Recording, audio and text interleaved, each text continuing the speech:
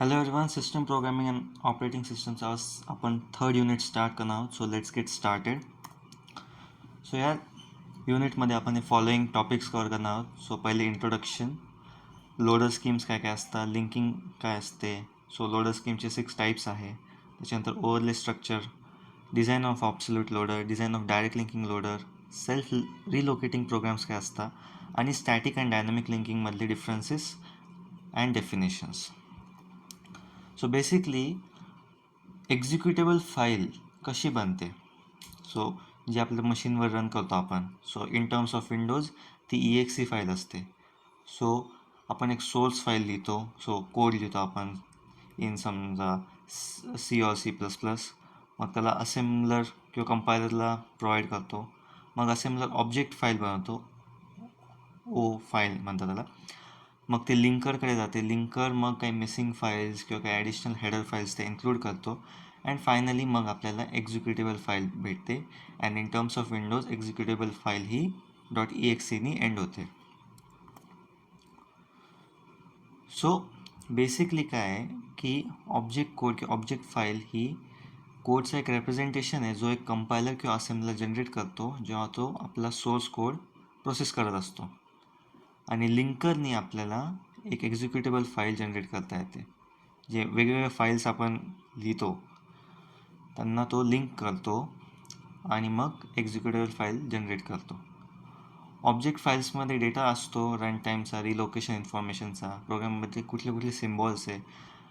Symbols म्हणजेच कुठले variables आहे, कुठले फंक्शन्स आहे, लिंकिंग कशी आहे, डिबगिंग कशी आहे, काही एरर्स आहे का, सो ऑन.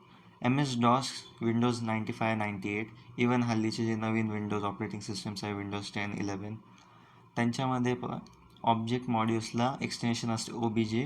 आणि जे एक्झिक्युटेबल बायनरी प्रोग्राम्स असतात त्यांना एक्सटेन्शन असते .exe. युनिक्स फाईल्समध्ये म्हणजे लिनक्स किंवा मॅक ऑपरेटिंग सिस्टीममध्ये ऑब्जेक्ट मॉड्यूल्सचं एक्सटेन्शन असतं .o. आणि जी एक्झिक्युटेबल फाईल असते तिला काही एक्सटेन्शन नसतं. सो फक्त नाव असतं, असं काही एक्सटेन्शन नसतं. सो आधी आपण बघूया लोडरचे काय काय फंक्शन्स असतात.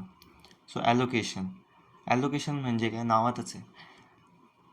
प्रोग्रामसाठी मेमरीमध्ये स्पेस ॲलोकेट करणे, स्पेस रिझर्व करून ठेवणे, जपून ठेवणे, असं त्याला म्हणतं आपण ॲलोकेशन. सो त्याच्यामुळे तो प्रोग्राम साईज पण कॅल्क्युलेट करतो. Relocation, so memory efficiently use व्हावी, वेस्टेज न व्हावं म्हणून रिलोकेशनची कन्सेप्ट आहे. सो इकडे आपण जे व्हेरिएबल्स आहे, जे फंक्शन्स आहे त्यांना रिलोकेट करतो, म्हणजेच त्यांचे जे ॲड्रेस आहे त्यांना व्यवस्थित ॲडजस्ट करतो, 1 by 1 or in any fashion. त्याच्यानंतर आहे लिंकिंग. आता लिंकिंगमध्ये काय करतो, इंटर सेगमेंट किंवा inter programming symbolic reference in object programme.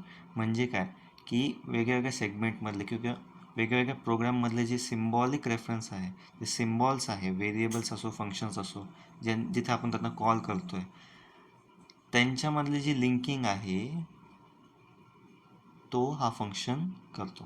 त्याच्यात आहे लोडिंग. सो लोडिंग म्हणजे काय की मशीन इन्स्ट्रक्शन्स हे डेटापासून म्हणजे सेकंडरी जी स्टोरेज आहे तिथून मेन मेमरी किंवा रॅम म्हणू शकतो आपण, रॅम किंवा जी प्रोसेसरची जी मेन मेमरी आहे तिकडे लोड करणं हे लोडिंग फंक्शनचं काम आहे.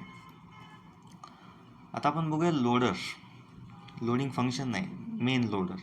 सो लोडर काय करतो की एक तो प्रोग्राम आहे जो ऑब्जेक्ट कोड हा ॲज अ इनपुट घेतो, ओके, आणि मग त्याला तो एक्झिक्युशनसाठी प्रिपेअर करतो आणि एक्झिक्युटेबल कोड हा मेमरीमध्ये लोड करतो.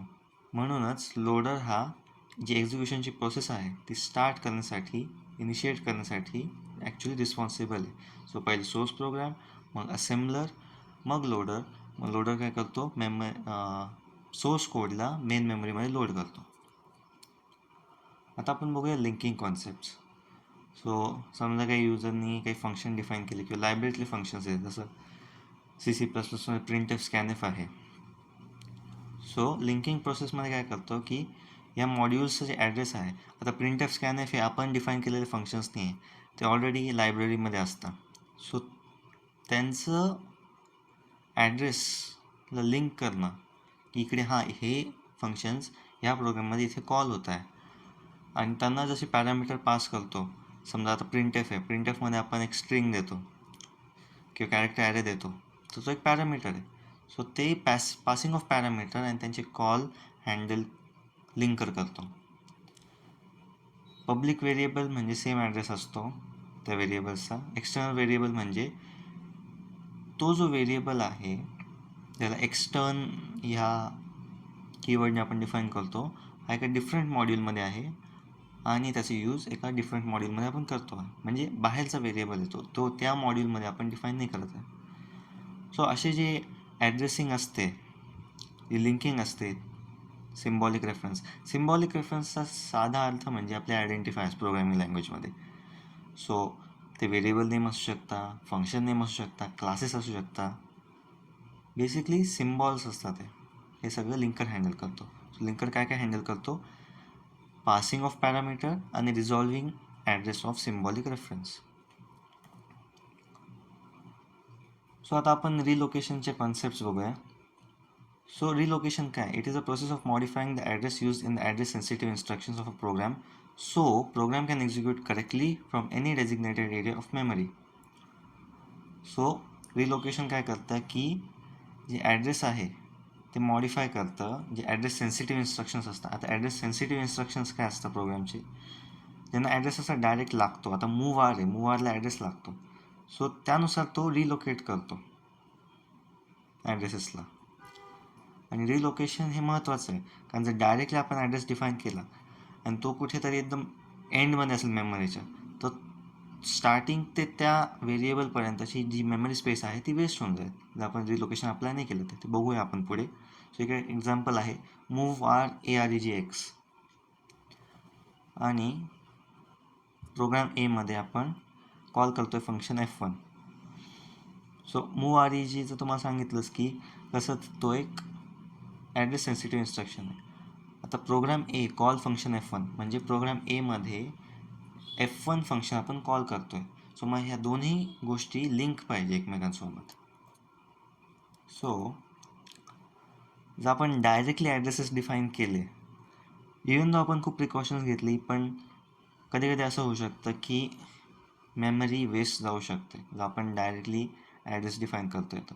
सो केस 1मध्ये काय की ॲड्रेस आपण डिफाईन केलं आहे प्रोग्राम ए आणि F1साठी, जेव्हा ते आपण मेमरीमध्ये ट्रान्सलेट करतो आहे, स्टोअर करतो आहे.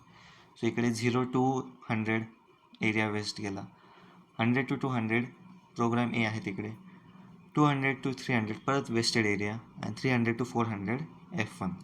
सो इकडे ऑलमोस्ट 200 KB म्हणू शकतो, MB म्हणू शकतो, हा वेस्टेड एरिया गेला, जनरल लोडिंग स्कीमनुसार गेला होता. सो ड्रॉबॅक क्लिअर आहे, स्टोरेज एरिया खूप वेस्ट होतो आहे. सो इकडे रिलोकेशन हेल्प करते. दुसरी केस काय आहे की आपण ठीक आहे ॲड्रेस डिफाईन केला, पण ॲड्रेस कसा डिफाईन केला, दोन्ही मॉड्यूलसाठी एकच ॲड्रेस डिफाईन केला आपण, सो ते पण नाही पॉसिबल.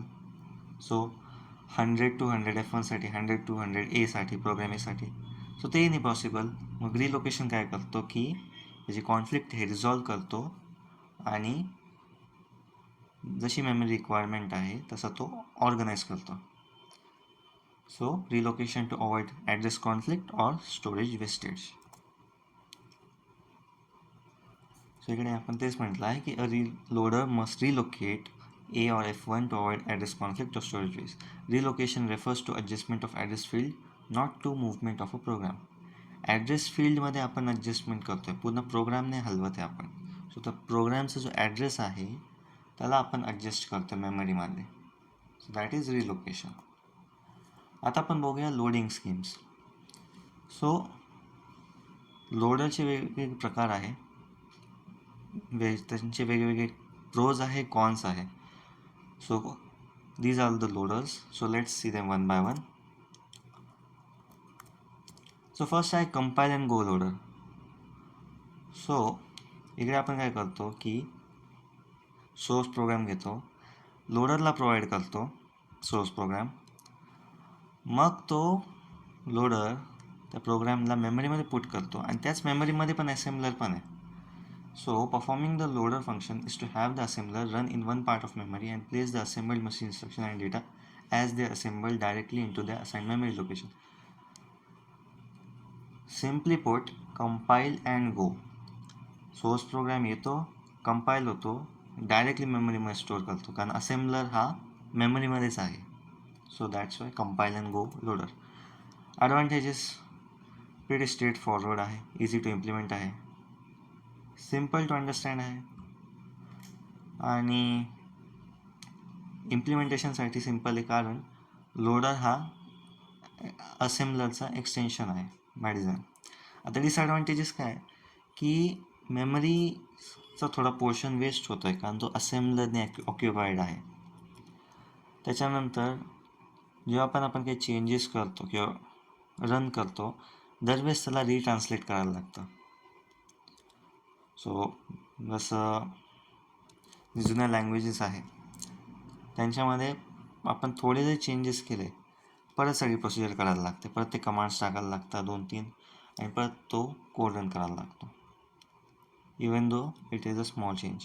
त्याच्यानंतर ह्याच्यामध्ये मल्टिपल सेगमेंट्स हँडल करणं डिफिकल्ट आहे आणि हा मल्टिपल प्रोग्राम सेगमेंट्स नाही हँडल करू शकत, म्हणजे मल्टिपल प्रोग्राम्स तो ॲट अ टाईम नाही हँडल करू शकत. सो ही स्कीम छोट्या प्रोग्रामसाठी चांगली आहे, पण जे मोठे लार्ज स्केल प्रोग्राम्स असतात त्यांच्यासाठी ही नॉट आयडियल. एक्झिक्युशन टाईम ह्याच्यात assemble time plus load time आहे. So that's one thing to note about. आता आहे जनरल लोडिंग स्कीम. सो इकडे समजा आता इकडे 2 मॉड्यूल्स घेतले आपण, program A and B. So ते कसा पाथ फॉलो करता, सोर्स कोड आपण लिहितो, मग तो ट्रान्सलेटरला जातो, मग त्याचा ऑब्जेक्ट कोड बनतो, तो लोडरला जातो, and loader as the name suggest loads the program modules into the memory after linking. So जे असेंबलरचं जे आउटपुट आहे ते फाईलमध्ये आपण सेव्ह करतो आणि ह्याच आउटपुटला आपण मग लोड करतो आणि एक्झिक्यूट करतो. सो आउटपुटच्या असेंबलरला आपण म्हणतो ऑब्जेक्ट प्रोग्राम किंवा इंटरमिजिएट कोड. आता ह्याचे काय काय ॲडव्हान्टेजेस आहे, सोर्स प्रोग्राममध्ये मल्टिपल मॉड्यूल्स असू शकतात आणि हे मॉड्यूल्स मल्टिपल लँग्वेजेसमध्ये आपण लिहू शकतो. So that's and plus compile and go स्कीमपेक्षा हा एक ॲडव्हान्टेज आहे. त्याच्यानंतर दरवेळेस रिट्रान्सलेट करायची काही गरज नाही सोर्स प्रोग्रामला आणि मेमरीचं वेस्टेज नाही आहे याच्यात.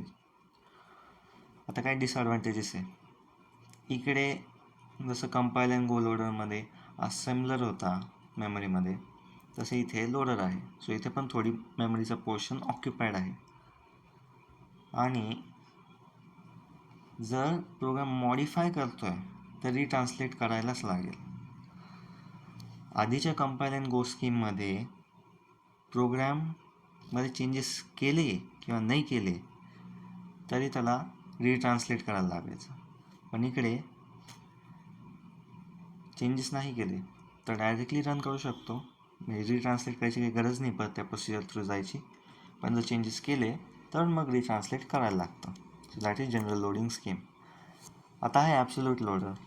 एक्झाम पॉईंट ऑफ व्ह्यूने इम्पॉर्टंट आहे हा absolute loader. Absolute loader simple आहे पण थोडे काही डिफरन्सेस आहे ते लक्षात ठेवण्यासारखे आहे. सो हा कम्पॅरेटिव्हली सिम्पल आहे बाकी लोडर्सपेक्षा.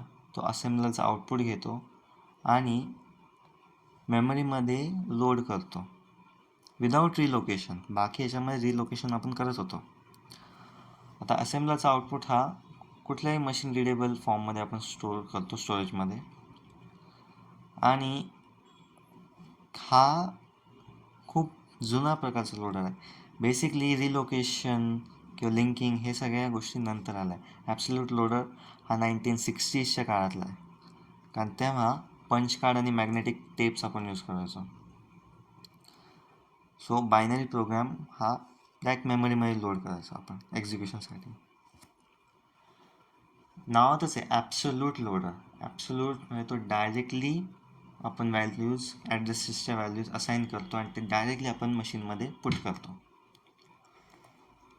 सो हा त्याचा एक सिम्पल डायग्राम आहे. 4 मार्क्ससाठी क्वेश्चन आला की हा डायग्राम आणि जी थिअरी आहे ती तुम्ही लिहू शकता, किंवा जर 8 मार्क्ससाठी आला तर तुम्हाला हा मोठा डायग्राम काढायला लागेल.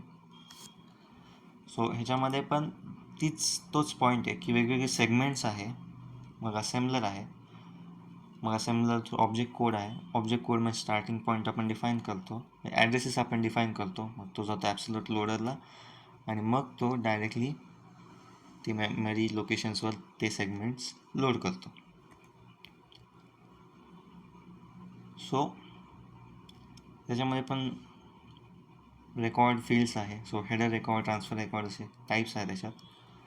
सो हेडर रेकॉर्डमध्ये काय काय असतं की ओरिजिन असतो, त्याच्यात लेंथ ऑफ कोड असतो, लोड टाईम एक्झिक्युशन असतं आणि स्टार्टिंग ॲड्रेस ऑफ प्रोग्राम असतं हेडर रेकॉर्ड्समध्ये. ट्रान्सफर रेकॉर्डमध्ये एंट्री पॉईंट ऑफ एक्झिक्युशन म्हणजे एक्झिक्युशन कुठून स्टार्ट होणार आहे ते असतं.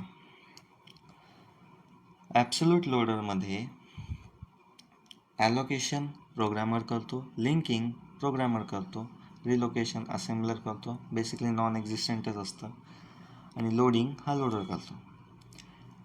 दिस is a old type of loader. So काय काय ॲडव्हान्टेजेस आहे ॲब्सोल्यूट लोडरचे. Simple to design, easy to design and implement. Since more core memory is available, user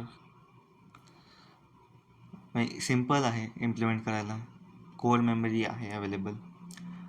linking आणि रिलोकेशन आहेच नाही, कारण ती जुन्या टाईपचे मशीन्स होत्या, त्यांच्यामध्ये एवढी प्रोसेसिंग पॉवर्स नव्हती की ते रिलोकेशन करतील, लिंकिंग करतील. Execution time is equal to load time. Punch card टाकायचा मशीनमध्ये तोच आहे एक्झिक्युशन टाईम. म्हणजेच लोड करायला किती वेळ लागतो, तो पंच कार्ड तुम्ही मशीनमध्ये लोड करायला किती वेळ लागतो आहे तेवढंच आहे एक्झिक्युशन टाईम. डिसॲडव्हान्टेजेस, आता ॲब्सोल्यूट लोडर आहे, प्रोग्राममधला स्टार्टिंग ॲड्रेस सगळा डिफाईन करायला लागतो. प्रोग्राममधला मेमरी मॅनेजमेंट माहिती पाहिजे कशी करता, आणि रिलोकेट करणं खूप कठीण आहे. बेसिकली जुन्या टाईपचे जे कम्प्युटर्स होते पंच कार्डवाले, त्यांच्यामध्ये ऑलमोस्ट सगळं काम एक्सेप्ट ऑफ कॅल्क्युलेशन अँड ॲरिथमॅटिक सगळं प्रोग्राममधलंच करायला लागायचं. सो प्रोग्राममधला चांगली नॉलेज पाहिजे ॲब्सोल्यूट लोडरसाठी. जरी लोडर सिम्पल आहे तरी तो का सिम्पल आहे, कारण जो कम्प्युटर आहे तो फक्त प्रोग्राम रिसीव्ह करायचं काम करतो, रिसीव्ह आणि एक्झिक्यूट करायचं. बाकी सगळं मेमरी मॅनेजमेंट, रिलोकेशन, लिंकिंग हे सगळं प्रोग्रामरलाच करायला लागतं. So that is absolute loader. So जे रेकॉर्ड्स बघितले आपण, सो हे रेकॉर्ड्सचा तो फॉर्मॅट आहे. टेक्स्ट रेकॉर्डमध्ये रेकॉर्डचा टाईप काय आहे, बाईटची इन्फॉर्मेशन किती आहे, मेमरी ॲड्रेस कुठला आहे, आणि binary image of data. So data in a binary form. Transfer रेकॉर्डमध्ये काय आहे, रेकॉर्ड टाईप आहे, नंबर ऑफ बाईट इन्फो आहे, ॲड्रेस ऑफ एंट्री पॉईंट आहे. So that is transfer record. आता आपण बघूया सब रूटीन लिंकेज किंवा program linkage loader. That's another name for it. So a program consisting of main program and a set of functions, subroutines, could reside in several files. These program units are assembled separately. The problem of subroutine linkage is main program A wishes to call subroutine B, and if the subroutine B resides in another file, then the assembler will not know the address of B and declare it as an undefined symbol. To realize such interaction, A and B must contain public definition of external references. म्हणजे काय, programme आता जे आपण हळूहळू progress करत चाललो. So आता programme बनवतो आहे आपण आणि फंक्शन्स पण बनवतो आहे किंवा सब रुटीन्स, कारण आपण असेंब्लीमध्ये बघतो आहे for the time being. So एक मेन प्रोग्राम आहे आणि एक सेट ऑफ फंक्शन्स आहे. आता असं गरजेचं नाही की मेन प्रोग्राम आणि जे फंक्शन्स आहेत ते एकाच फाईलमध्ये असतात, ते वेगवेगळ्या फाईल्समध्ये पण असू शकतात. आणि हे जे प्रोग्राम युनिट्स आहे यांना सेपरेटली असेंबल करायला लागतं, सेपरेटली कंपाईल करायला लागतं. सो मग हे लिंकिंगला काय इश्यू होतो की समजा एक मेन प्रोग्राम आहे ए जो कॉल करतो एक फंक्शन बी, पण जर बी हा दुसऱ्या फाईलमध्ये आहे असेंबलरला कळणारच नाही की बीचा ॲड्रेस काय आहे, आणि तो सांगेल की हां मला नाही माहिती बी कुठे, सो अनडिफाईन्ड सिम्बॉलचा एरर फेकेल तो. सो अशा इंटरॅक्शनसाठी ए आणि बीचं एक पब्लिक डेफिनेशन पाहिजे, एक पब्लिक रेकॉर्ड पाहिजे. जसं आपलं टेलिफोन बुक रेकॉर्ड असतो, त्याच्यामध्ये सगळे जे रेकॉर्ड्स असतात नंबर्सचे ते स्टोअर्ड असतं, एक पब्लिक डेफिनेशन असते ते. सो कोणीही ॲक्सेस करू शकतं ते रेकॉर्ड्स आणि बघू शकतं की या पर्सनचं नावाला कुठला नंबर लिंक्ड आहे. सो तसंच इकडे पण आपल्याला पब्लिक डेफिनेशन आणि एक्सटर्नल रेफरन्सेस शो करायला लागतात. त्यासाठी काही स्टेटमेंट्स आहे, जसं EXTRN स्टेटमेंट, एक्सटर्न स्टेटमेंट असं म्हणतो मी. इकडे आपण जे एक्सटर्नल रेफरन्सेस आपण करतो आहे आपल्या करंट प्रोग्राममध्ये ते ह्याच्या थ्रू आपण डिफाईन करतो किंवा लिस्ट करतो. त्याच्यानंतर आहे entry statement. So entry statement काय करतं की public definition of program unit, म्हणजेच प्रोग्राम युनिटची ही पब्लिक डेफिनेशन आहे आणि ह्या प्रोग्राममध्ये N number of symbols defined आहे जे दुसऱ्या प्रोग्राम युनिट्समध्ये रेफरन्स होऊ शकतात. एक्सटर्नमध्ये मेन प्रोग्राममध्ये आपण बाहेरचे कुठले रेफरन्सेस यूज करतो आहे ते दाखवतो. एंट्री स्टेटमेंटमध्ये जो बाहेरचा प्रोग्राम आहे तिथे आपण दाखवतो की ह्या प्रोग्राममधून कुठले कुठले सिम्बॉल्स किंवा व्हेरिएबल्स हे दुसऱ्या प्रोग्राम युनिट्सला रेफरन्स देऊ शकतात. तर बघूया आपण युजिंग अन एक्झाम्पल. सो इकडे एक मेन प्रोग्राम आहे आणि एक सब रुटीन आहे, एक फंक्शन आहे F1. सो मग मेन प्रोग्राम हा दुसरीकडे आहे, F1 हा दुसरीकडे आहे. सो मग इकडे लिंकिंगचा इश्यू झाला असता जर आपण सब रुटीन लिंकेज नसतं वापरलं तर. आपण वापरतो आहे. सो कसं मेन आहे स्टार्ट आणि एंड, सो स्टार्टिंग आणि एंड डिफाईन केलं आहे. आणि एक्सटर्न F1, सो आपण इकडे डिफाईन करतो आहे की आपण एक एक्सटर्नल फंक्शन यूज करतो आहे मेन प्रोग्राममध्ये.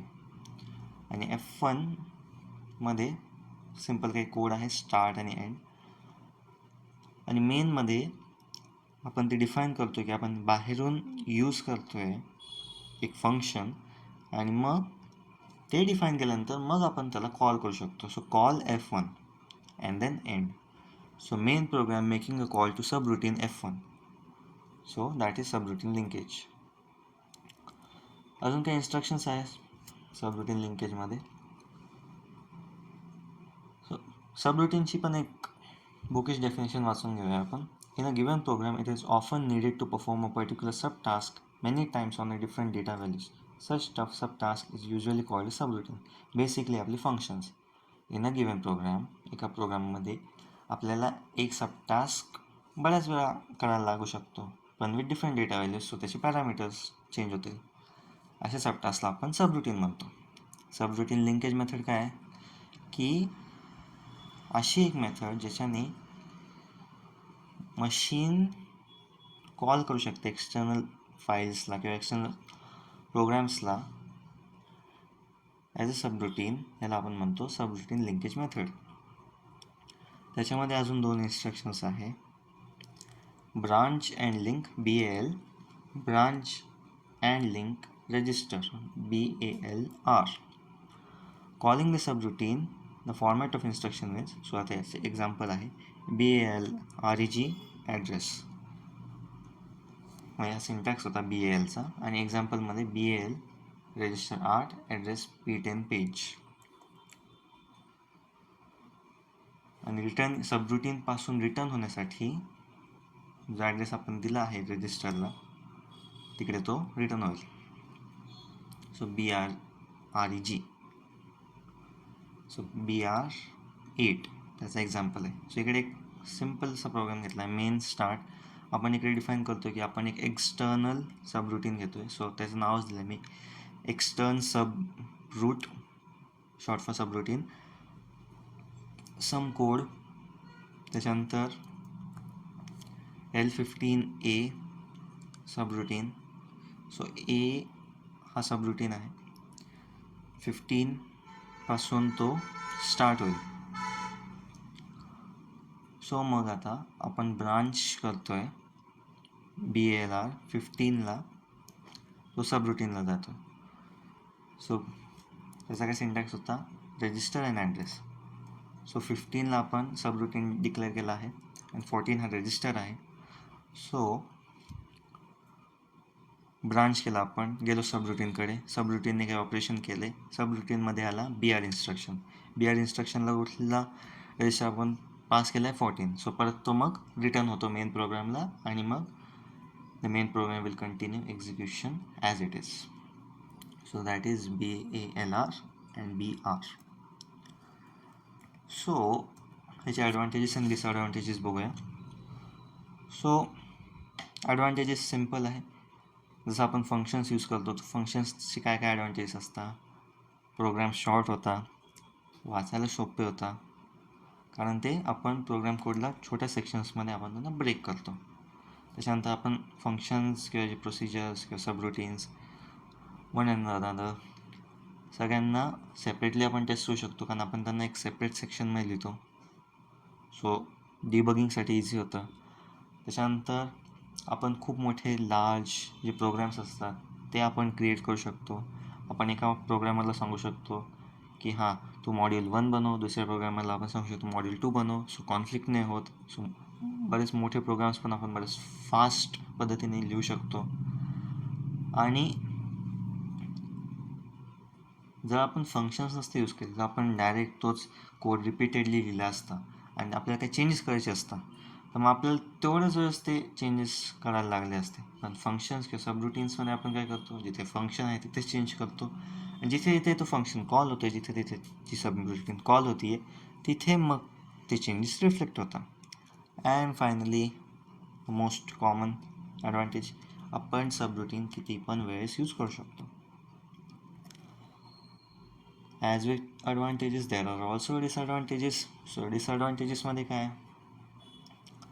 की इनलाईन कोड म्हणजे विदाऊट फंक्शन्स जो साधा कोड आपण लिहितो त्याच्या कम्पॅरिझनमध्ये आपण सबरुटीनला जेव्हा कॉल करतो तेव्हा जे कम्प्युटेशनल ओव्हरहेड असतं, म्हणजे कम्प्युटरला मेमरी लागणारी जी असते किंवा जी कम्प्युटरची जी मेमरी एक्स्ट्रा लागते ती वाढून जाते. म्हणजे इनलाईन कोडमध्ये कमी मेमरी लागते आणि सब रुटीनला थोडी जास्त मेमरी लागते, थोडी जास्त कम्प्युटेशनल पॉवर लागतो. That is called computational overhead. त्याच्यानंतर एक्स्टर्न हा कीवर्ड आपल्याला वापरायलाच पाहिजे, कारण जर तो लिहिला नाही आपण तर प्रोग्राम कन्फ्यूज होऊन जाईल की हा व्हेरिएबल आला कुठून आणि तो एरर फेकेल. आय डोंट नो असा नाही, अनडिफाईन्ड सिम्बॉल असा एरर फेकेल तो. सो एक्स्टर्न हा कीवर्ड आपण यूज करायला पाहिजे. त्याच्यानंतर सबरुटीनमध्ये हाऊसकीपिंग कोड. आता हाऊसकीपिंग कोड काय आहे, सो एंट्री कुठून करायची आहे, एक्झिट कुठून करायचं आहे ते पण लिहायला लागतं. त्याच्यानंतर फंक्शन्सचं प्रोलॉग आणि एपिलॉग, म्हणजे फंक्शनमध्ये काय करायला पाहिजे ते, जनरल पर्पज एसे डिफाईन करायला लागतं and so on. So basically sub routine define करण्यात जे इश्यूज येतात किंवा जे डिसॲडव्हान्टेजेस आहे ते इथे पण डिसॲडव्हान्टेजेस आहे. आता आपण बघूया रिलोकेटिंग लोडर. सो हा सब रुटीन लिंकेजचाच पुढचा वर्जन आहे. So to avoid possible reassembling of all subroutines when a single subroutine is changed and to perform task of allocation and linking of the programmer, the general class of relocating loader was introduced. So आता issue काय होत होता या आधीच्या लोडरमध्ये, subroutine लिंकेजमध्ये, की एक सबरुटीनला change केलं तर सगळ्या सबरुटीन्सला परत रिअसेंबल करायला लागायचं आणि ॲलोकेशन लिंकिंगचं काम हा प्रोग्रामरच करायचा. सो मग रिलोकेटिंग लोडर हा इंट्रोड्यूस केला. सो रिलोकेटिंग लोडरमध्ये बायनरी सिम्बॉलिक सबरुटीन लोडर होता जो IBM 7294, IBM 1130, GE635 आणि हे सगळे आहे BSS लोडर्स. आता रिलोकेटिंग लोडर्स आउटपुट काय आहे, ऑब्जेक्ट प्रोग्राम आणि information about all programs it references. म्हणजे ऑब्जेक्ट प्रोग्राम तर देतोच येतो, पण त्यासोबत अजून एक आउटपुट देतो आहे की हा ऑब्जेक्ट प्रोग्राम कुठे कुठे बाहेरून फंक्शन्स घेतोय, व्हेरिएबल्स घेतोय, सो कुठे कुठे रेफरन्स करतोय तो. About all other program it references. In addition, there is relocating information has two locations in this program that need to be changed if it is to be loaded in arbitrary location in memory. So जी रिलोकेशनची जी information आहे ती पण change करायला लागते जर आपल्याला डायरेक्टली मेमरीमध्ये लोड करायचं आहे आर्बिटरी लोकेशन इन मेमरी. आता रिलोकेशनचं आपण डेफिनेशन आधीच बघितली. Process of modifying the address use by the program such that the program can execute correctly. So तीच केस आहे. सो आपण स्टार्टिंगला बघितलं ती केस की 200 MBचा डेटा मेमरी स्टोरेज वेस्ट होत होती. सो ती एक केस 1 आहे. किंवा दोघांची जर सेम ॲड्रेस असेल ती पण एक केस आहे. सो हे जे केसेस आहे हा रिलोकेटिंग लोडर सॉल्व करतो. सो आता इकडे कॉन्फ्लिक्टिंग आहे. F1ला 100 to 250 पाहिजे, एला 100 to 200 पाहिजे. दोघांचं स्टार्टिंग ॲड्रेस सेम आहे. सो इकडे कॉन्फ्लिक्ट होत आहे. मग ते कसं रिझॉल्व करणार? एला वरती टाकणार 0 to 100, त्याला 100 MBची स्पेस लागते आहे मेमरीमध्ये. आणि त्याच्यानंतर आहे F1. So F1ला 100 to 250. सो या हे आहे रिलोकेशन. सो रिलोकेटिंग लोडरचा काय इश्यू किंवा काय ॲडव्हान्टेजेस किंवा काय डिसॲडव्हान्टेजेस होऊ शकतात ते बघूया. सो रिलोकेशनचे बिट्स आहे हे रिलोकेशनची प्रॉब्लेम सॉल्व करतात. त्याचं कामच आहे रिलोकेशन करणं. आणि transfer vector is use to solve the problem of linking and program length info to solve allocation. So एक ट्रान्सफर वेक्टर यूज केला जातो प्रोग्राम लिंकिंग आणि प्रोग्राम लेंथ इन्फोला सॉल्व करण्यासाठी. डिसॲडव्हान्टेजेस, आता त्याचे काय काय डिसॲडव्हान्टेजेस आहे. सो एक्सटर्नल डेटाला लोड करण्यासाठी हा सुटेड नाही आहे. ट्रान्सफर वेक्टर हा अजून एक फंक्शन आहे, त्याच्यामुळे त्याची अजून साईज वाढते रिलोकेटिंग लोडरची. आणि डेटा सेगमेंटचा ॲक्सेस हा नाही देत. सो ते शेअर करणं कठीण होऊन जातं.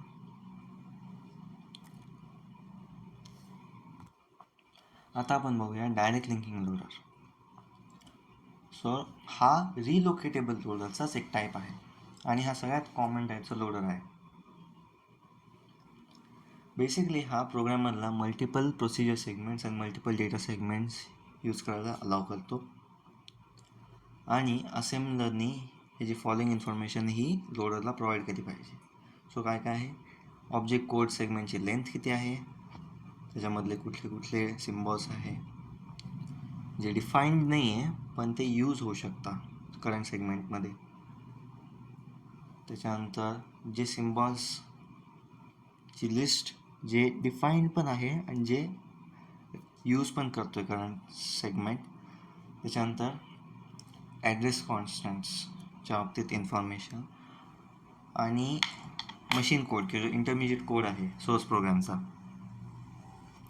आणि त्याचा रिलेटिव्ह ॲड्रेस.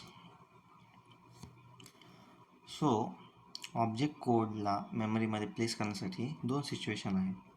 एक तर जो ऑब्जेक्ट कोडचा ॲड्रेस आहे तो ॲब्सोल्यूट असायला पाहिजे, ॲब्सोल्यूट असू शकतो.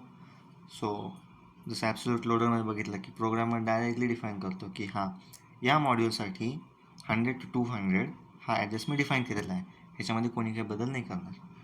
किंवा दुसरी सिच्युएशन अशी आहे की address of object code can be relative. So object कोडचा जो ॲड्रेस आहे तो रिलेटिव्ह असू शकतो, डायनॅमिक असू शकतो. सो ह्याच्यामध्ये वेगवेगळ्या प्रकारचे कार्ड्स आहे, टेबल्स आहे. सो जे सिम्बॉल्स डिफाईन नाही आहे करंट सेगमेंटमध्ये पण ते यूज करतो आहे करंट सेगमेंटमध्ये, त्यांना आपण यूज टेबलमध्ये लिस्ट करतो. आणि जे सिम्बॉल्स डिफाईन पण आहे आणि यूज पण करतो आपण करंट सेगमेंटमध्ये किंवा दुसऱ्या सेगमेंट्समध्ये, त्यांना आपण डेफिनेशन टेबलमध्ये स्टोअर करतो. त्याच्यानंतर असेंबलर हा 4 टाईपचे कार्ड्स जनरेट करतो. सो ESD आहे, त्याच्यात external symbol dictionary, text record, RLD relocation and linkage directory आणि end of object deck. So let's see them one by one. Assembler रेकॉर्ड्समध्ये काय काय टाईप्स आहे ते आपण अजून डीपली बघूया.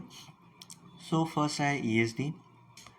ESD ह्याचा फुल फॉर्म आहे एक्सटर्नल सिम्बॉल डिक्शनरी. ह्याच्यामध्ये जे सिम्बॉल्स आपण डिफाईन केले आहे प्रोग्राममध्ये आणि जे दुसरीकडे बाहेर वापरले जाऊ शकतात, hence the name external symbol dictionary, ते इकडे आपण सेट करतो. सो त्याच्यामध्ये पण टाईप्स आहे. सो इकडे हा फॉर्मॅट आहे टेबलचा, हे आपल्याला सॉल्व करायचं आहे एक्झाममध्ये, म्हणून ह्याला एकदम लक्षपूर्वक आहे का. सो परत मी सांगतो, ESD कार्डमध्ये जे सिम्बॉल्स आपण प्रोग्राममध्ये डिफाईन केले आहे आणि जे बाहेर आपण रेफरन्स देऊ शकतो ज्यांना, ते सगळे सिम्बॉल्स इकडे आपण लिहितो. प्लस जे बाहेरून आपण सिम्बॉल्स घेतो आहे ते पण आपण इथे डिफाईन करतो, म्हणून इकडे वेगवेगळे टाईप्स आहे. आता SD काय आहे, सेगमेंट डिफिनेशन, की कुठून स्टार्ट होतो प्रोग्राम बेसिकली. त्याच्यानंतर LD म्हणजे लोकल डेफिनेशन. सो प्रोग्राममध्ये डिफाईन केलेले सिम्बॉल, प्रोग्राममध्ये यूज करणारे सिम्बॉल आणि जो बाहेरचे प्रोग्राम पण यूज करू शकतात. आणि ER म्हणजे एक्सटर्नल सिम्बॉल, म्हणजे जो सिम्बॉल बाहेरच्या प्रोग्राममध्ये पण तो आपण आपल्या प्रोग्राममध्ये यूज करतो आहे, दॅट इज ER. सो हे सगळे फील्ड्स असतात ESDमध्ये. Source, object, record, symbol, type, ID, relative location आणि length. You will understand it by using an example. त्याच्यानंतर आहे TXT, text record. So text रेकॉर्डमध्ये ॲक्च्युअल जो ऑब्जेक्ट कोड आहे, ट्रान्सलेटेड सोर्स कोड, जो इंटरमिजिएट कोड असतो, तो आपण इथे स्टोअर करतो. सो त्याची काय काय फील्ड्स आहे, source object record, relative location, object code. Third आहे RLD. RLD म्हणजे रिलोकेशन लिंकेज डायरेक्टरी. सो इकडे लिंकिंगची सगळी प्रोसिजर आहे. सो ह्या कार्डमध्ये इन्फॉर्मेशन आहे त्या लोकेशन्सची ज्यांचं कॉन्टेंट हे ॲड्रेसवर असतो डिपेंडेंट. रिलोकेशन आणि लिंकिंगची डायरेक्टरी म्हणजे सगळी जी लिंकिंग असते प्रोग्राममध्ये, सो त्या प्रोग्रामचं जे रिझल्ट आहे आणि तो रिझल्ट कुठल्या ऑपरेशनशी लिंक्ड आहे ते सगळं इथे आपण स्टोअर करतो. सो ह्याच्यामध्ये काय काय फील्ड्स आहे, सोर्स ऑब्जेक्ट रेकॉर्ड नंबर और कार्ड नंबर, ESD ID जो आपण ESD टेबल म्हणून घेतो, त्याच्यानंतर आहे लेंथ, त्याच्यानंतर आहे फ्लॅग, त्याच्यानंतर आहे रिलेटिव्ह ॲड्रेस आणि फायनली एंड. एंडमध्ये हे जे रेकॉर्ड्स आहे ह्यांचा जो एंड आहे तो सिग्निफाय करतो, तो डिफाईन करतो.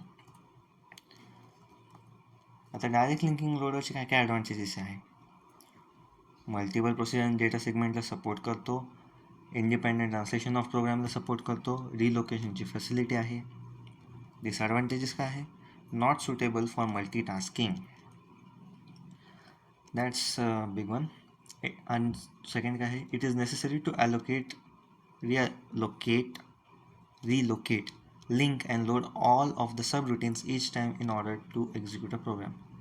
सो हे सगळे टास्क आपल्याला करायला लागतात सबरुटीनसाठी एक्झिक्यूट होण्यासाठी. आणि जी लोडिंग प्रोसेस आहे ती खूप टाईम कन्झ्युमिंग होऊ शकते, कारण एवढे सारे कार्ड्स बनवा, टेबल्स बनवा, मग सगळं लिंकिंग करा, basically really time consuming. So आता आपण बघूया design of direct linking loader. So अजून थोडं डीप माहिती आहे about direct linking loader. So absolute लोडरपेक्षा डायरेक्ट लिंकिंग लोडर हा थोडा कॉम्प्लिकेटेड आहे. सो ह्याचे इनपुट जे असतात ते ऑब्जेक्ट मॉड्यूल असते आणि हे सगळे कार्ड्स असतात, ESD, TXT, RLD, एंड जे आपण बघितले आता. ह्याच्यामध्ये पण 2 पासेस आहे, पास 1 पास 2 आलाच. मायक्रोप्रोसेसरमध्ये असो किंवा डायरेक्ट लिंकिंग लोडरमध्ये असो, पास 1 आणि पास 2 आहेच. सो इकडच्या पास 1मध्ये आपण जे एक्सटर्नल सिम्बॉल्स आहेत त्या सगळ्यांना ॲड्रेस असाइन करतो. स्वतःला आपण म्हणतो global external symbol table, GEST. आणि पास 2मध्ये काय करतो आपण, ॲक्च्युअल लोडिंग, रिलोकेशन, लिंकिंग हे करतो. सो पासवर्डमध्ये GST टेबल आपण बनवतो. सो त्याच्यामुळे सगळे ॲड्रेसेस स्टोअर्ड असतात आणि पास टूमध्ये आपण ते लोडिंग रिलोकेशन आणि लिंकिंग करतो. सो हा डायग्राम आहे two pass direct linking loader स्कीमचा. सो आपण ऑब्जेक्ट मॉड्यूल पास करतो. मग पास 1 हा 2 गोष्टी करतो. ग्लोबल एक्सटर्नल सिम्बॉल टेबल बनवतो आणि ऑब्जेक्ट ऑफ कॉपी रेकॉर्ड्स करतो. हे सगळं पास 2ला प्रोव्हाइड करतो आणि पास 2 मग सगळं जे लिंकिंग रिलोकेशन लोडिंग असतं ते सगळं परफॉर्म करतो. सो आता आपण एक एक्झाम्पल बघूया. एक कोड आहे असेंब्ली लँग्वेज ऑफकोर्स, बिकॉज SPSमध्ये मॉडर्न लँग्वेजेस येणं त्यांना चांगलं नाही वाटलं फॉर सम रिझन. एनिवेज एक्झाम्पलमध्ये ऑब्जेक्ट रेकॉर्ड नंबर आहे. So basically serial numbers. त्याच्यानंतर आहे रिलेटिव्ह ॲड्रेस. त्याच्यानंतर आहे सोर्स प्रोग्राम. सो हे सगळे फील्ड्स तुम्हाला दिल्या जातील एक्झाममध्ये आणि तुम्ही त्यानुसार मग ते कार्ड्स बनवायचे. जसे ESD, RLD, TXT हे 3 कार्ड्स तुम्हाला जनरेट करायला लागतील. So let's go line by one. PG1 start. त्याच्यानंतर एंट्रीमध्ये जे लोकल व्हेरिएबल्स आहे, पण हे लोकल व्हेरिएबल बाहेर तुम्ही रेफरन्स देऊ शकता दुसऱ्या प्रोग्राम्सला, ते आपण डिफाईन करतो. सो PG1 EN1 आणि PG1 EN2. त्याच्यानंतर एक्सटर्नल व्हेरिएबल्स. आता हे एक्सटर्नल व्हेरिएबल्स आपण बाहेरच्या प्रोग्राममधून इथे घेत आहोत, इम्पोर्ट करत आहोत. सो PG2 EN1 इम्पोर्ट करत आहोत आणि PG2 हा पण इम्पोर्ट करत आहोत बाहेरून. हा डिफरन्स खूप क्रुशियल आहे. एंट्री म्हणजे आपल्या प्रोग्राममधून दुसऱ्या प्रोग्राम्सला आपण ॲक्सेस देतो आहे आणि एक्सटर्न म्हणजे बाहेरच्या प्रोग्राममधून जे व्हेरिएबल्स आपण यूज करतो आहे ते आपण आपल्या मेन प्रोग्राममध्ये इम्पोर्ट करत आहोत. सो कन्फ्यूज नाही व्हायचं. त्याच्यानंतर आहे PG1 EN1 is equal to relative address. So PG1 EN1ची व्हॅल्यू इक्वल टू आहे ते आहे 20. सो PG1 EN1ची व्हॅल्यू आहे 20. PG1 EN2ची व्हॅल्यू आहे 30. सो इज इक्वल टू आलं का मग ती जी रिलेटिव्ह ॲड्रेस असतो तो असाईन करून टाकायचा. त्याच्यानंतर आहे DC सगळे statements. So declare constant A बऱ्याचदा केलेलं. सो हे जे आहे हे टेबल्समध्ये येतील पुढच्या. So DCA PG1 EN1. So PG1 EN1ची व्हॅल्यू किती आहे 20. त्याच्यानंतर PG1 EN2ची व्हॅल्यू किती आहे 30 + 15 45. सो असे हे कॅल्क्युलेशन्स करायचे आहे. सो आता आपण बघूया सॉल्ड एक्झाम्पल. आणि जो सगळ्यात शेवटचा रिलेटिव्ह जो ॲड्रेस असतो तो असतो आपल्या प्रोग्रामची लेंथ. सो आता आपण ESD कार्ड बघूया. ह्या एक्झाम्पलसाठी ESD कार्ड कसं बनेल. सो सोर्स, ऑब्जेक्ट रेकॉर्ड हे सगळं सिरियल नंबर आपलं.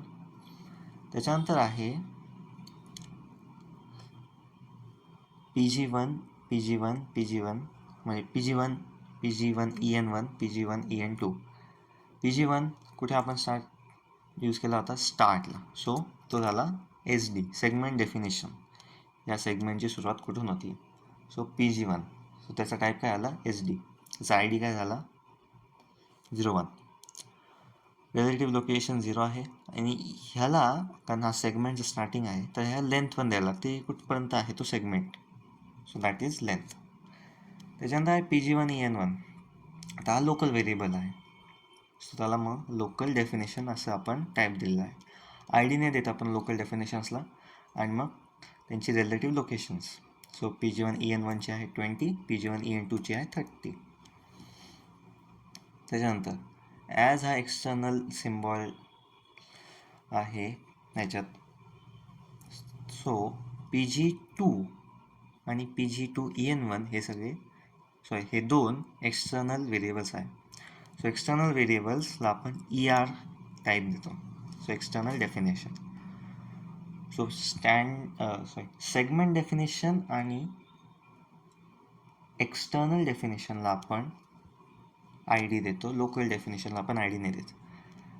आणि एक्सटर्नल डेफिनेशन्सला आपण रिलेटिव्ह लोकेशन पण नाही देत आणि लेंथ पण नाही देत. लेंथ फक्त स्टँडर्ड सेगमेंट डेफिनेशनला देतो अँड रिलेटिव्ह लोकेशन फक्त आपण लोकल व्हेरिएबल्सला येतो. Make sense? Let's move on. आता आपण बघूया RLD कार्ड. सो नाही, फर्स्ट आपण TXT कार्ड बघूया, मग RLD. कारण जोपर्यंत TXT कार्ड आपण बनवत नाही तोपर्यंत RLD कार्ड नाही बनवता येणार, कारण ते कंटेंट्सवर आहे सगळं.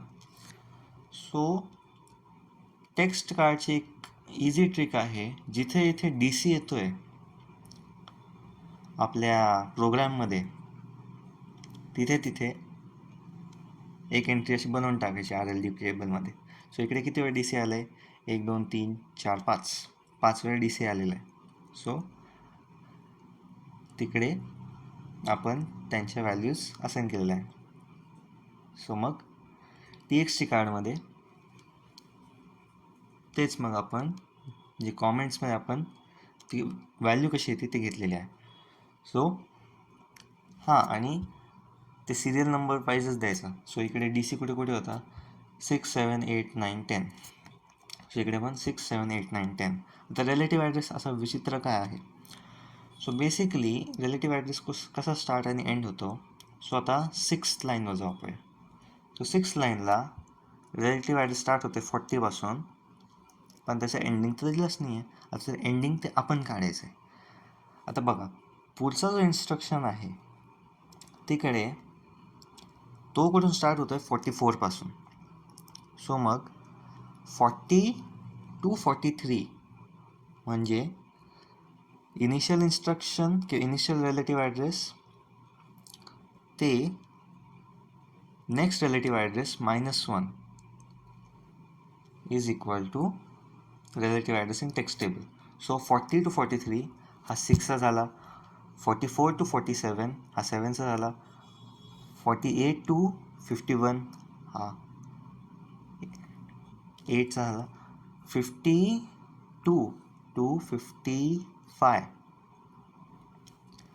हा 9चा झाला, आणि 56 to 59 हा 10चा झाला. So let's check our answer. So या जसे जसे रिलेटिव्ह ॲड्रेस आहे तसे आपण पुट करायचे. स्टार्टिंगचे ॲड्रेस लिहून टाकायचे, म्हणजे मला लगेच कळतं की हां, पुढचा जो इन्स्ट्रक्शन आहे त्याचा रिलेटिव्ह ॲड्रेस 44 आहे. सो मग -1 43, 48 -1 47, 52 -1 51 अँड सो ऑन. आता कॉन्टेंट्स हा इम्पॉर्टंट पार्ट आहे. सो कॉन्टेंट्स कसं काढतो आपण? So let's go back to the program. DC लिहिलेलं आहे आपण. आता DC काय आहे? Declare constant. कॉन्टेंटवरच झालं म्हणून कॉन्टेंट झालं. DC म्हणजे काय? Declare constant. आपण कॉन्स्टंटला डिक्लेअर करतो आहे, आणि तो कसा डिक्लेअर करतो आहे? आपण कॉन्स्टंटचं नाव घेतो आहे आणि त्याला कुठली व्हॅल्यू असेल मिळेल ते देतो आहे. So DCA PG1 EN1. PG1 EN1ची व्हॅल्यू किती होती? 20. सो त्याला काय व्हॅल्यू येईल? 20. So let's check. बरोबर, कॉन्टेंट्समध्ये 20 व्हॅल्यू आली. त्याच्यानंतर सेकंड इन्स्ट्रक्शनमध्ये काय होतं? PG1 EN2 + 15. आता PG1 EN2ची व्हॅल्यू किती होती? Let's check. 30. 30 + 15 45. त्याच्यानंतर PG1 EN2, so 30 - PG1 EN1 -20 -3. So 30 - 20 10 - 3 7. So इकडे व्हॅल्यू काय येईल? 7. त्याच्यानंतर आता 9th इन्स्ट्रक्शन बघा तुम्ही. 9th इन्स्ट्रक्शनमध्ये आपण एक्सटर्नल व्हेरिएबल यूज करतो आहे. सो फॉर नाव एक्सटर्नल व्हेरिएबलला काही व्हॅल्यू नाही आहे. सो मग त्याची व्हॅल्यू आपण बाय डिफॉल्ट 0 घेतो. सो मग त्याचा कॉन्टेंट आहे 0. आणि finally in the 10th line of the 10th instruction DCA PG2 EN1. PG2 EN1 तर काही माहीत नाही आपल्याला त्याची व्हॅल्यू काय. सो बाय डिफॉल्ट आपण 0 कन्सिडर करूया. Plus PG2 0 - PG1 EN1. So -20 + 4. So त्याची व्हॅल्यू काय येईल? 16, पण negative. So -16. So minus plus minus. So जे व्हॅल्यूज येत आहे त्या कॉन्टेंट्स टेबलमध्ये पुट करायच्या, आणि त्या व्हॅल्यूज कशा आल्या ते कॉमेंट्समध्ये आपण राईट करतो. त्याच्यानंतर आहे RLD कार्ड. RLD कार्डमध्ये जे व्हेरिएबल्स आपण यूज केले आहे कॅल्क्युलेशनसाठी ते आपण इथे पुट करतो. सो 6, 7, 8, 9, 10. सो इकडे प्रोग्राममध्ये बघूया 6, 7, 8, 9, 10. 10मध्ये आपण 3ला रेफरन्स केलेला आहे, सो तिकडे 10 पण 3 राहील. सो ESD ID वर डिपेंडंट आहे RLD card. So ESD ID. आता ESD ID मध्ये PG1 EN1 सो 1 होतं, सो तिकडे 1 1. लेंथ सगळ्यांची 4च बाईट येईल आणि फ्लॅग्स हे जी कॉन्टेंटची व्हॅल्यू आहे त्यानुसार येतं. त्याच्यानंतर आहे relative address. So 40, 44, 52, 40, 44, 52 and then 56, 56, 56. का?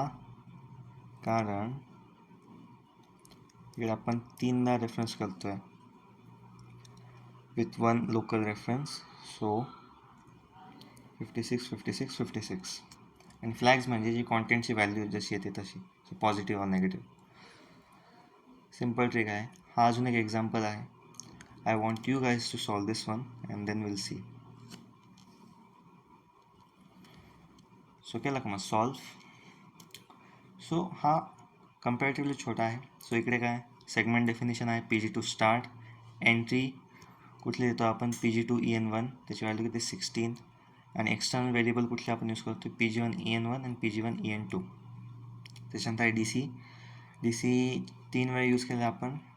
सो PG1 EN1 16 + 15 31 आणि PG1 EN2 not defined, PG1 EN1 not defined -3. So इथं -3 येईल. सो ESD मध्ये आपण बघूया. सो 12, 13, 14, 14 का? कारण हे दोन्ही एक्सटर्नल व्हेरिएबल्स एकाच लाईनवर आहे define. So PG2 segment definition PG2 EN1 local आहे म्हणून LD ER एक्सटर्नल. ID हा पहिला आहे आणि सेगमेंट डेफिनेशन 1.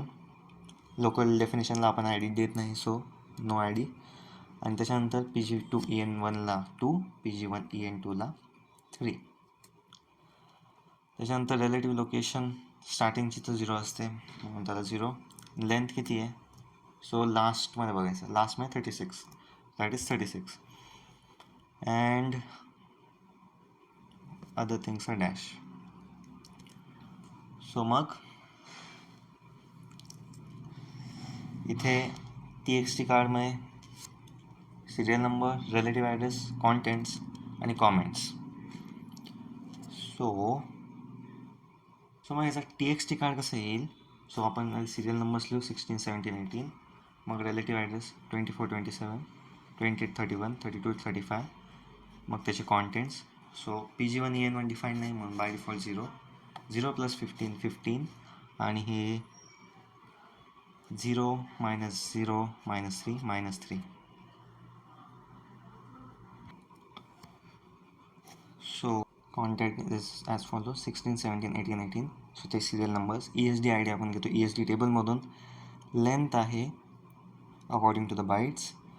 सो सगळ्यांची 4च लेंथ असते. त्याच्यानंतर फ्लॅग्स आहे प्लस प्लस मायनस, कारण इकडे मायनस पण कॉन्टेंट होता. आणि रिलेटिव्ह ॲड्रेस आहे 24, 28, 32, 32. आता या दोघांना कंबाईन करून आपण बनवतो global external symbol table. So सगळे जे एक्सटर्नल सिम्बॉल्स आहेत त्यांचे कोरस्पॉन्डिंग ॲड्रेसेस आहे ते आपण इकडे लोड करतो. सो PG1चे पण सिम्बॉल्स आणि PG2चे पण सिम्बॉल्स. कन्सिडरिंग PG2 हा आपण लोकेशन 268ला लोड केलेला आहे. आणि लेसा म्हणजे लोकल एक्सटर्नल सिम्बॉल ॲरे मध्ये आपण जे लोकल व्हेरिएबल्स आहेत ते आपण स्टोअर करतो. सो एस डी आणि एल डी टाईपचे जे एंट्रीज असतात ते आपण इकडे स्टोअर करतो. सो PG1ची काय एंट्री होती 208, हे डिफाईन केलेलं आहे बाय द वे. त्याच्यानंतर PG1ची काय 228, PG1 EN2ची काय आहे 238, आणि लेसा PG2साठी PG2 आहे 268 आणि 284 फॉर PG2 EN1.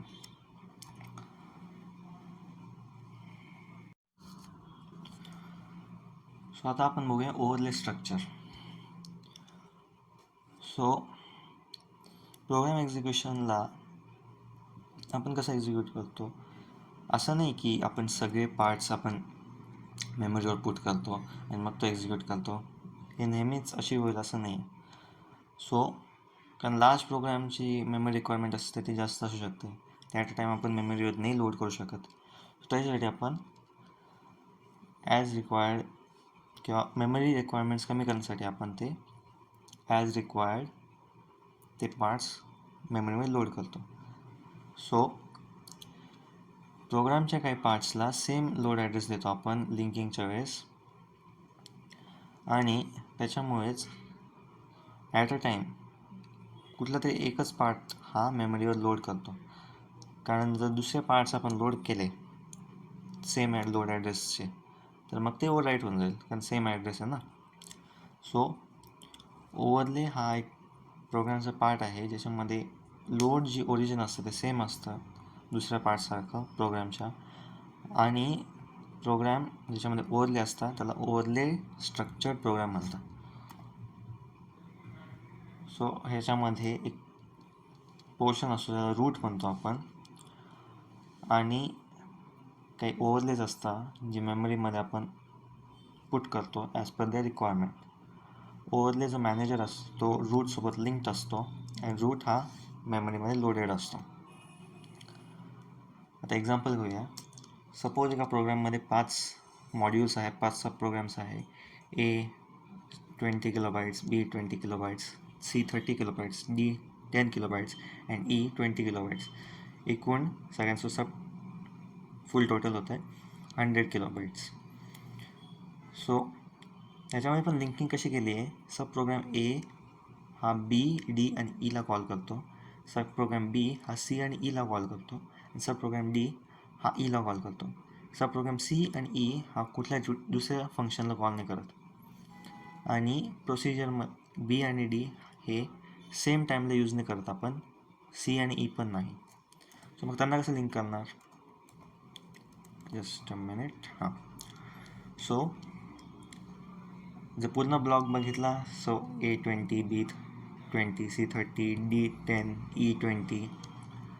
आता त्यांना ओव्हरले करू आपण. सो ए कुठले कुठले मॉड्यूल्स वापरतो आहे, ए वापरतो आहे बी, डी आणि ई.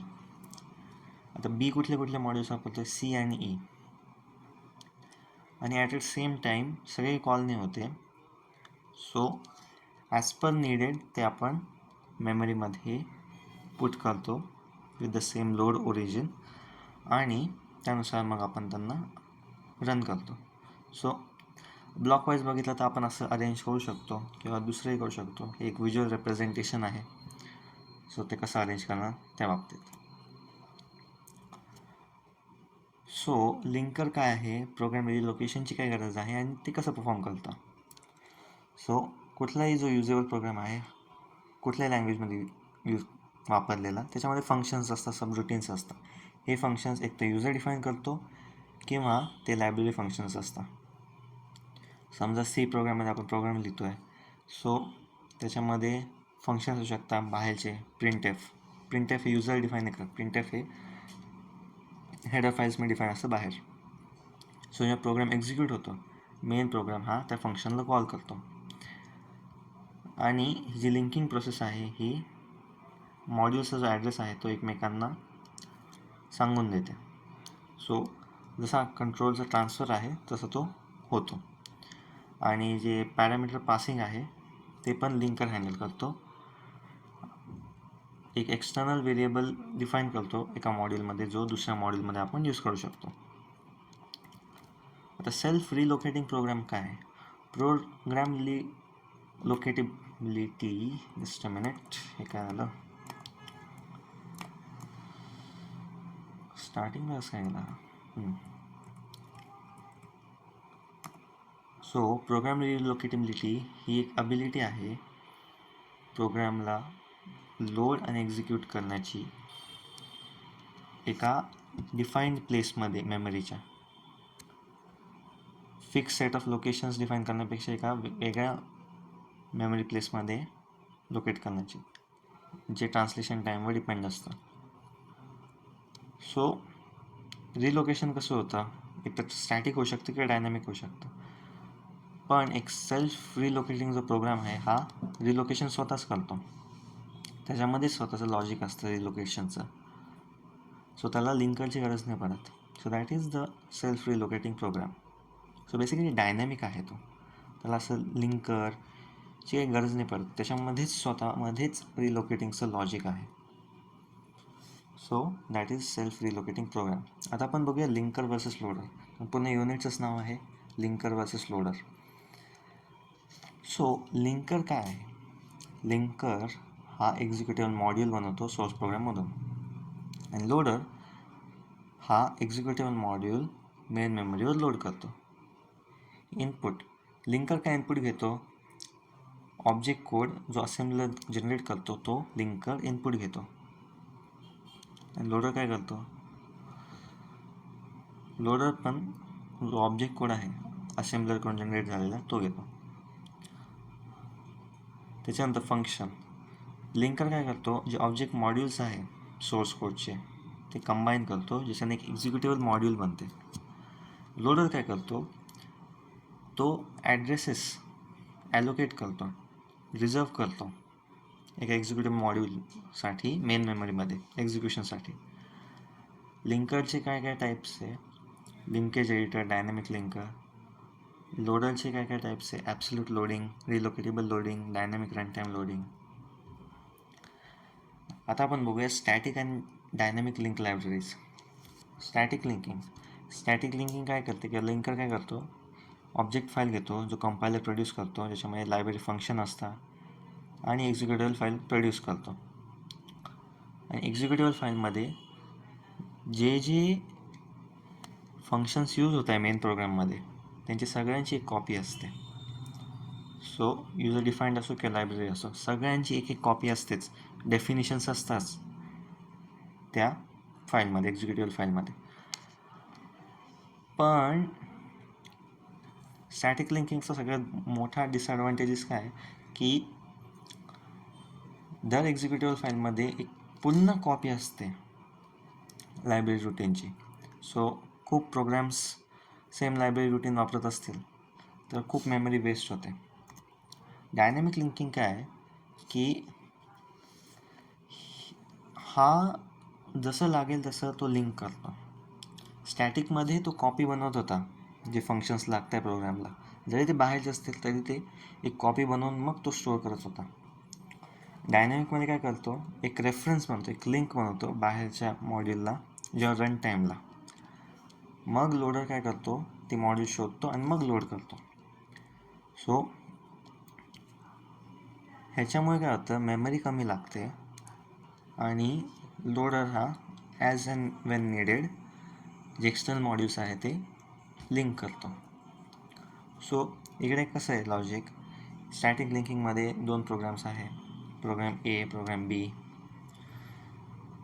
आणि त्यांची स्वतःची स्टॅटिक लायब्ररीज आहे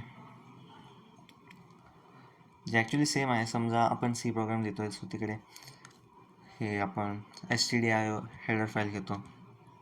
सो जसं इथे स्टॅटिक लायब्ररी आहे ते आपण विथ प्रोग्राम तो स्टोअर होऊन जाते, कॉपी बनवतो तो, आणि विथ प्रोग्राम ती पुट होऊन जाते, लिंक होऊन जाते. त्याच्यामुळे साईज पण वाढते, कारण एक पूर्ण कॉपी त्या प्रोग्रामसोबत जाती आहे म्हणून. डायनॅमिक लिंकिंगमध्ये काय होतं आहे की प्रोग्राम ए आहे, बी आहे, सपोज दोघांना पण ती फाईल लागते हेडर फाईल.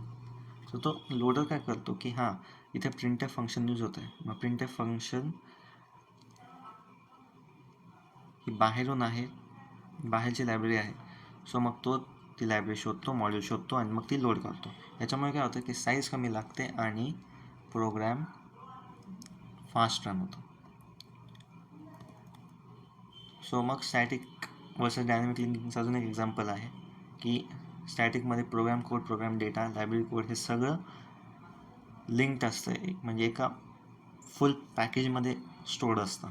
आणि डायनॅमिकमध्ये प्रोग्राम कोड डेटा सोबत असतो, पण लायब्ररीचा जो कोड आहे, एक्सटर्नल जो कोड आहे, तो ॲज अँड वेन निडेड तो घेतो.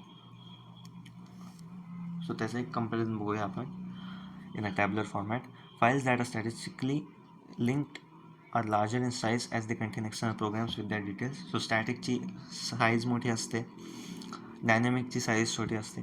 त्याच्यानंतर the process is conducted by programs known as linker. It is the last step in compilation of program. So static लिंकिंगमध्ये लास्ट प्रोसेस ही लिंकर करतो. डायनॅमिक लिंकिंगमध्ये ही डायनॅमिक लिंकिंगची जी प्रोसिजर आहे ती रन टाईमला होते आणि ती ऑपरेटिंग सिस्टीम करते. त्याच्यानंतर जर कुठला एक्सटर्नल प्रोग्राम चेंज होतो तर स्टॅटिक लिंकिंगमध्ये पूर्ण रिकम्पाईल करायला लागेल, रिलिंकिंग करायला लागेल. जर नाही केलं तर मग चेंजेस रिफ्लेक्ट नाही होणार एक्सटर्नल प्रोग्राममधले. पण डायनॅमिक लिंकिंगमध्ये काय की ते लायब्ररी शेअर्ड आहे. सो लायब्ररीमध्ये काही अपडेट झालं तर ते लगेच अपडेट होईल, पूर्ण रिकम्पाईल आणि रिलिंकिंग नाही करायला लागणार. सो प्रोग्राम्स किती वेळेस आपण चेंजेस करू शकतो. त्याच्यानंतर स्टॅटिकमध्ये प्रोग्रामला एक बराच वेळ लागतो लोड व्हायला एक्झिक्युशनसाठी. त्याच्यानंतर डायनॅमिकमध्ये लोड टाईम कमी लागतो कारण छोटीशी साईज आहे. त्याच्यानंतर स्टॅटिकमध्ये प्रोग्राम्स जी हे मेथड वापरतात स्टॅटिक लिंकिंगची ते फास्ट एक्झिक्यूट होतात. म्हणजे एक्झिक्यूट फास्ट होणं आणि लोडिंग ही वेगळी पद्धत आहे. लोडिंग म्हणजे सेकंडरी टू मेन मेमरी कसा लोड होतो आहे तो, आणि मग एक्झिक्यूट व्हायला that is a different thing. So static program executing fast आहे, लोडिंग स्लो आहे. पण डायनॅमिकमध्ये एक्झिक्युटिंग स्लो आहे, लोडिंग फास्ट आहे. त्याच्यानंतर स्टॅटिकमध्ये सगळा जो कोड आहे तो एका सिंगल एक्झिक्युटेबल फाईलमध्ये स्टोर्ड आहे. सो कम्पॅटेबिलिटी इश्यूज नाही आहेत. जसे आपण कधी काही गेम्स घेतो, काही सॉफ्टवेअर घेतो, तिथे कधी कधी इश्यूज येतात की DLL file is missing. So ते प्रोग्राम्स डायनॅमिक लिंकिंग यूज करतात. सपोज आपण काही जुने स्टॅटिक प्रोग्राम्स यूज केले, पोर्टेबल प्रोग्राम्स यूज केले. सो पोर्टेबल प्रोग्राम्समध्ये सगळं प्रीलोडेड असतं, सो त्यांना काही कम्पॅटेबिलिटी इश्यूज नाही आहेत. So that is static. डायनॅमिकमध्ये एक कम्पॅटेबल लायब्ररी पाहिजे. सो सपोज काही आपण गेम रन करतो आहे, सो गेमसाठी आपल्याला मायक्रोसॉफ्ट डायरेक्ट एक्स इन्स्टॉल करायला लागतं, विज्युअल स्टुडिओच्या काही लायब्ररीज इन्स्टॉल करायला लागतात अँड सो ऑन. आणि जर समजा चुकून ती लायब्ररी डिलीट झाली तर मग तो प्रोग्राम नाही चालणार. आता अजून एक इम्पॉर्टंट क्वेश्चन आहे, implementation of MS-DOS loader. So Microsoft डॉस डिस्क ऑपरेटिंग सिस्टम लोडरचं इम्प्लिमेंटेशन कसं होतं, हा एक इम्पॉर्टंट क्वेश्चन आहे for 8 marks. So MS-DOS compiler and assembler हा एक ऑब्जेक्ट मॉड्यूल प्रोड्यूस करतो.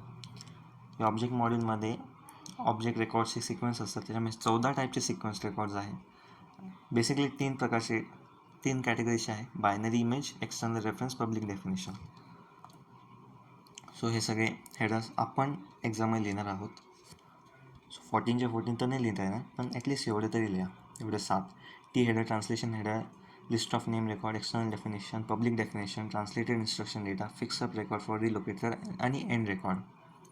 सो हे सगळे लर्न करायचेच आहे. सो ह्यांचं काय कशासाठी यूज, हेडर रेकॉर्डमध्ये नाव आपण स्पेसिफाय करतो, मॉड्यूल एंड रेकॉर्डमध्ये एंड ऑफ मॉड्यूल कुठे आहे आणि एंट्री पॉईंट कुठे आहे ते आपण डिफाईन करतो. एल नेममध्ये सगळे सेगमेंटची इन्फॉर्मेशन आपण लिस्ट करतो.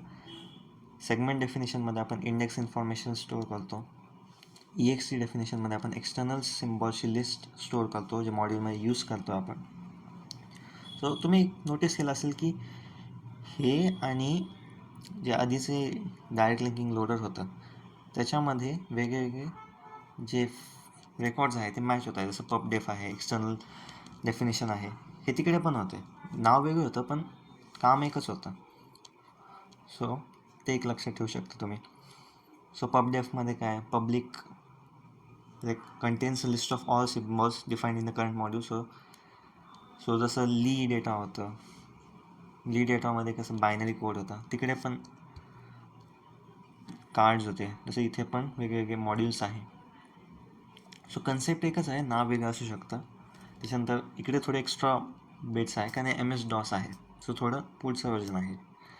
थोडी कॉम्प्लेक्सिटी वाढून जाते. फिक्सअप रेकॉर्डमध्ये काय आहे, store reference and to carry address modification associated with relocation grouping of segments. So references address मॉडिफिकेशनची काही इन्फॉर्मेशन ते इकडे आपण स्टोअर करतो. आता हे सगळे फॉर्मॅट्स आहे. टी हेडरमध्ये त्याचा ID H hexadecimal, length module name checksum, module एंडमध्ये ID length type start address कुठे होता आणि चेकसम. त्याच्यानंतर लिस्ट ऑफ नेम्समध्ये, लिस्ट ऑफ सेगमेंट्समध्ये ID length name list checksum असे लेंथ नेम लिस्ट चेकसम हे असतात.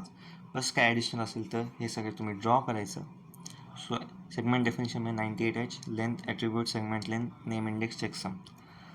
एक्सटर्नल सिम्बॉल टेबल डेफिनेशन किंवा EXT डेफिनेशनमध्ये ID length external reference list checksum. Pub डेफमध्ये 90H length base name offset checksum, ह्याच्यामध्ये सगळ्यात जास्त व्हेरिएबल्स आहे. आणि LE डेटामध्ये ID length segment index data offset data checksum. And these are the implementation of MS-DOS loader. हे सगळं तुम्ही एक्झाममध्ये लिहिलं तर तुम्हाला 8 मार्क्स कन्फर्म मिळतील. And yeah, that's pretty much it from this unit. Thank you for watching. Please subscribe.